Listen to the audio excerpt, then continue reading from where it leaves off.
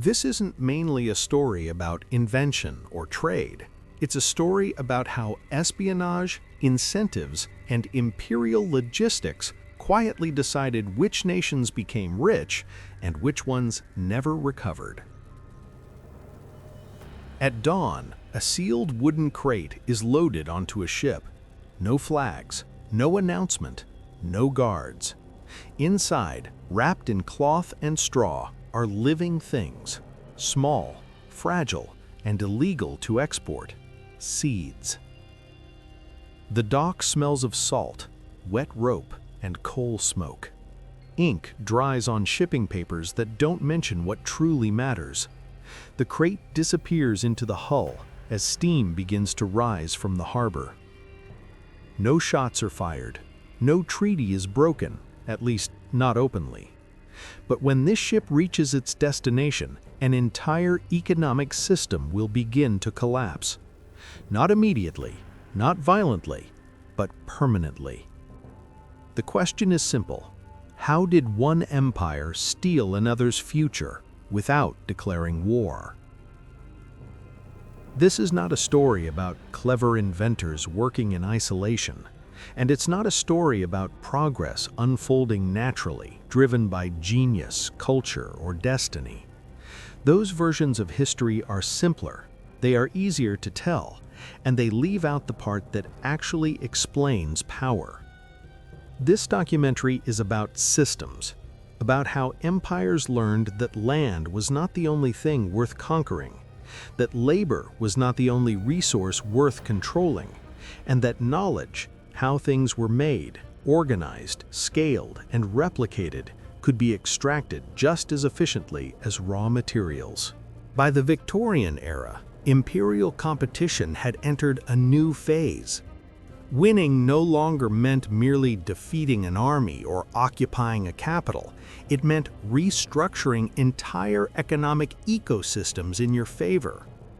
Industrial espionage was not a scandal operating in the shadows of this world. It was a tool inside it. A quieter form of warfare, one that avoided headlines, avoided treaties, and avoided the costs of prolonged conflict. It relied instead on incentives, access, logistics, and time. If a rival empire could be made obsolete without firing a shot, why fight at all?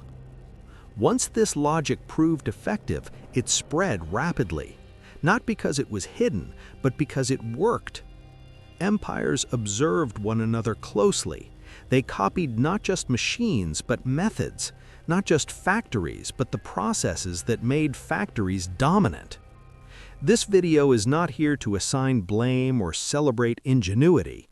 It is here to explain mechanism, to show how extraction of knowledge became a structural feature of imperial power, and why its consequences lasted far longer than any single war. By the late 18th century, the major empires were no longer competing in a stable world. They were competing inside a system under strain. Demand for manufactured goods was rising faster than traditional systems could handle.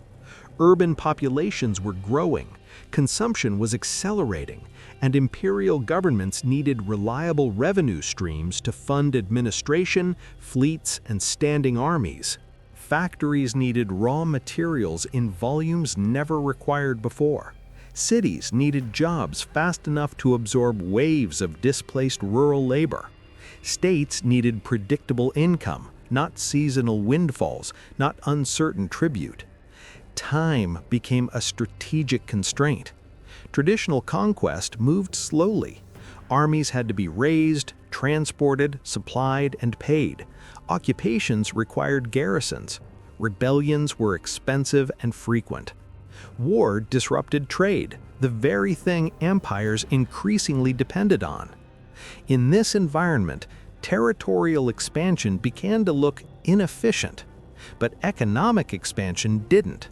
If an empire could replicate a rival's production methods, it could flood markets with cheaper goods.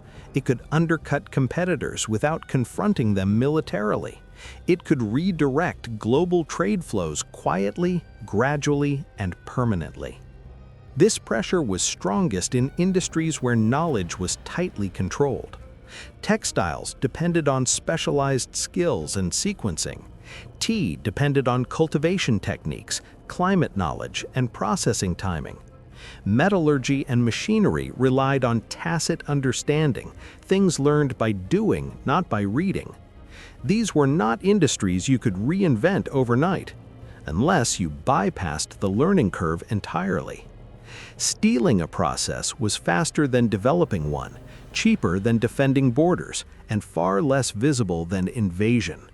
Under these pressures, espionage stopped looking unethical. It started looking rational. And once enough decision-makers reached that conclusion, the system tilted, not suddenly, but decisively. On paper, the imperial economic system looked disciplined, controlled, and remarkably confident. Knowledge, in theory, was contained. Empires relied on monopolies to regulate production and protect strategic industries. Guilds controlled who could learn specific techniques and under what conditions. Trade laws restricted the export of machinery, tools, and in some cases, even skilled labor itself. Britain passed laws preventing master craftsmen from leaving the country. Blueprints for advanced machinery were treated as state secrets. The assumption was simple: if expertise stayed home, power would follow. In China, the system was different, but no less deliberate. Tea cultivation was not protected by written patents or centralized factories. It was protected by geography, layered administration, and controlled access. Foreign merchants were restricted to designated ports. Growing regions were isolated, regulated, and socially closed. In India, industrial knowledge lived even deeper. Textile production was embedded in caste, family lineage, and local tradition. Skills were transmitted orally through years of apprenticeship. There were no manuals to steal, no single workshop to copy. From a distance, these systems appeared resilient. If knowledge does not move, power does not either. But this logic assumed something that rarely survives scale: perfect compliance. It assumed that every official would enforce the rules, that every merchant would respect them, that every worker would prioritize imperial stability over personal survival. The system accounted for law. It did not account for incentives. A merchant facing competition saw opportunity, not prohibition. A local administrator underpaid for decades saw leverage. A skilled worker confronting poverty saw escape. The laws remained intact, but beneath them, the system began to soften. Not through rebellion, through negotiation. And once knowledge began to move informally, the architecture designed to contain it lost its purpose. This was not a collapse, it was a leak. And leaks, once established, are almost impossible to reverse. In practice, imperial systems rarely failed because they were weak. They failed because they were porous. What looked sealed from the center appeared very different at the edges, in ports, border towns, mission stations, and trading posts where authority blurred and incentives multiplied. Industrial espionage in the Victorian era did not resemble modern intelligence operations. There were no centralized agencies coordinating theft, no dramatic infiltrations, no single moment of betrayal. Instead, there were networks. Merchants who traveled repeatedly between regions began to notice patterns. Missionaries, allowed deeper inland than traders, recorded climate, labor habits, and production cycles. Engineers were hired under vague titles: consultants, inspectors, advisors. Information moved slowly, but consistently. An agent rarely attempted to steal an entire system. That would have raised suspicion. Instead, they focused on fragments: one step in a production chain, one modification to a loom, one processing technique performed at a specific time of year. This mattered because industrial processes are cumulative. Once a single missing step is acquired, the rest can often be inferred, tested, and optimized. Empires didn't need mastery, they needed sufficiency. In India, British manufacturers understood that textile knowledge lived inside skilled laborers, so they targeted people, not places. Weavers were offered contracts abroad. Some were coerced through debt, others were relocated as assistants or supervisors, their expertise quietly extracted and replicated. Once removed from its original context, that knowledge could be mechanized, and once mechanized, it could be scaled beyond anything a localized craft system could match. The system on paper assumed loyalty. The system in real life ran on opportunity, and opportunity travels faster than law. Every system of extraction reaches a moment where imitation stops being temporary and becomes structural. For Victorian industrial espionage, that moment was not marked by a single invention, treaty, or confrontation. It was marked by administration. Once stolen knowledge proved reliable and profitable, it stopped being experimental. It was absorbed. Imperial authorities began to reorganize production around what had been learned, not as copies, but as improvements designed for scale. Tea cultivation, once geographically and culturally bound to China, was methodically transplanted to India. Soil was analyzed, altitude was mapped, labor systems were redesigned to fit plantation logic. What mattered was not authenticity, it was repeatability. In textiles, the shift was even more decisive. British manufacturers no longer needed to compete with Indian weavers on skill. Steam power eliminated dependence on human rhythm. Standardized machinery replaced apprenticeship. Centuries of localized expertise were compressed into mechanical sequences that could be operated by unskilled labor. This was the true turning point. Not when secrets were stolen, but when they were detached from the people who created them. From that moment on, the balance could not recover naturally. Regions that had once exported finished goods were pushed into exporting raw materials. Cotton replaced cloth, leaves replaced tea. Value was extracted upstream and captured elsewhere. The system did not collapse suddenly, it reoriented. And once trade flows adjusted, the new equilibrium locked in. Industrial espionage had achieved its objective, not by destroying rivals, but by making them structurally dependent. What follows success is rarely reflection, it is replication. Once industrial espionage delivered measurable results, cheaper goods, market dominance, reliable tax revenue, it stopped being treated as an improvised solution and became an accepted instrument of statecraft. Not publicly announced, not formally named, but quietly embedded. Imperial administrations began to internalize a new assumption. Economic advantage could be engineered without conquest. Trade delegations were no longer neutral, they were observational platforms. Engineers sent abroad were expected to report not just on outputs, but on process. How work was organized, where delays occurred, which steps relied on tacit knowledge rather than machinery. Colonial officials were instructed to identify which local industries could be replicated elsewhere and which populations could be redirected into raw material production instead. This wasn't theft in the criminal sense, it was optimization. Once framed this way, resistance weakened. Industrial intelligence became indistinguishable from governance. Espionage blurred into administration. The success of earlier transfers rewired institutional behavior. If copying production methods worked once, it could work again. If extracting knowledge avoided war, it could be scaled indefinitely. The ethical dimension became irrelevant, not because it was debated and dismissed, but because it was never formally introduced. Empires did not ask whether this was fair, they asked whether it was effective, and effectiveness reshaped norms. By the late 19th century, the idea that industrial knowledge should remain local had collapsed. What mattered was where it could be absorbed fastest, scaled cheapest, and defended most effectively. Once that logic took hold, espionage stopped being exceptional. It became background noise in the machinery of empire.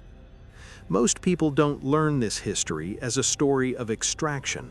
They learn it as a story of innovation. The Industrial Revolution is presented as a sequence of breakthroughs: machines invented, factories built, productivity unleashed. All of that happened, but it is not the whole mechanism. Historical narratives compress complexity. They reduce systems into moments, processes into personalities. This isn't accidental. Stories about invention are cleaner than stories about transfer. They celebrate creativity without interrogating access. They allow progress to appear inevitable rather than engineered. Industrial espionage complicates that narrative. It forces uncomfortable questions. Who had the freedom to experiment? Who bore the cost of failure? Who controlled the infrastructure that turned knowledge into dominance? Those questions don't fit neatly into national myths, so they are softened. Extraction becomes diffusion. Replication becomes learning. Systemic advantage becomes natural leadership. This simplification also removes agency from the losing side. If decline is framed as backwardness rather than displacement, no mechanism needs to be examined. If dominance is framed as genius rather than logistics, no responsibility is assigned. The result is a compressed history where industrial espionage disappears, not because it was rare, but because it was effective. Systems that work quietly leave fewer dramatic records. No battles, no declarations, no moment of defeat. Just a gradual shift in trade balances, employment patterns, and global power. By the time the consequences are visible, the cause has already been forgotten. The system did not disappear when empires collapsed. It evolved. The language changed. The tools became more abstract, but the underlying logic remained intact. Today, industrial espionage is rarely described in those terms. It appears under neutral labels: technology transfer, intellectual property disputes, export controls, sanctions, strategic supply chains.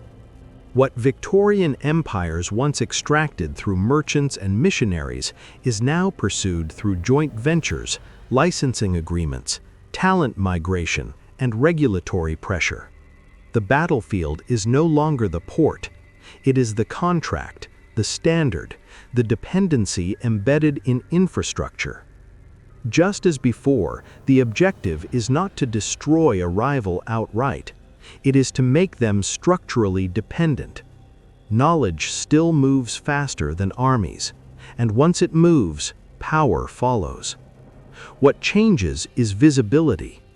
Modern systems are cleaner, more legalistic, more deniable, but they operate on the same principle the Victorians discovered.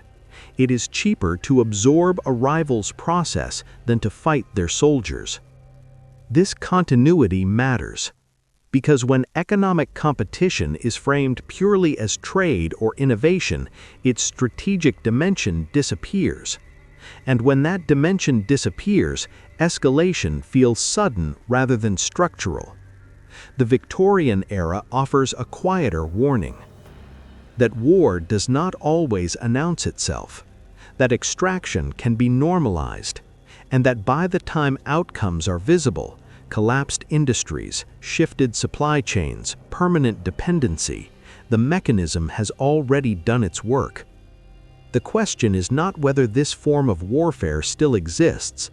It is whether we recognize it while it is happening.